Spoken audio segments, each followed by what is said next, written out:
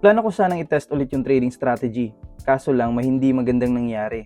Pero itutuloy pa rin natin kahit mahirap. So tara samahan nyo kung alamin kung kakayanin ba natin to.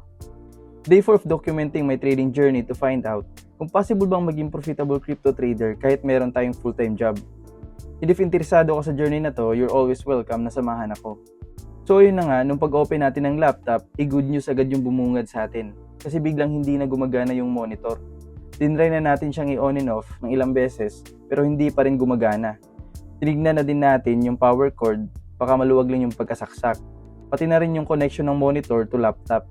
Pero parang hindi naman dun yung problema. And dito sinutdown na din natin yung laptop, baka system error lang, pero wala pa rin. Kaya nakapag-decide ako na alisin na lang yung monitor and laptop na lang yung gamitin. Kasi sa tingin ko, yung mainboard talaga ng monitor, yung may problema.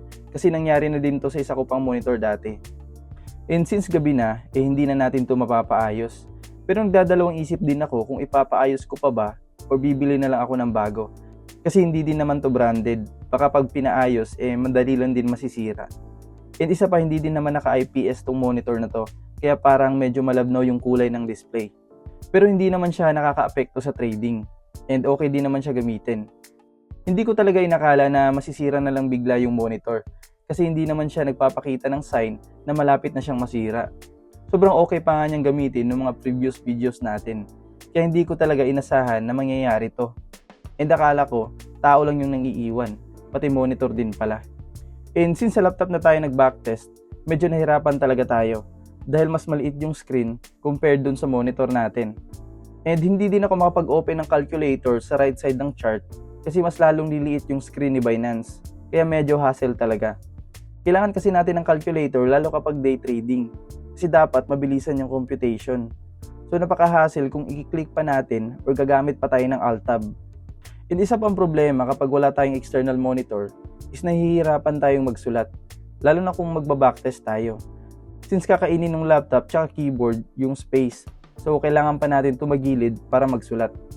Pero syempre, since wala naman tayong magagawa sa ngayon, pagtiyagaan na lang muna natin to.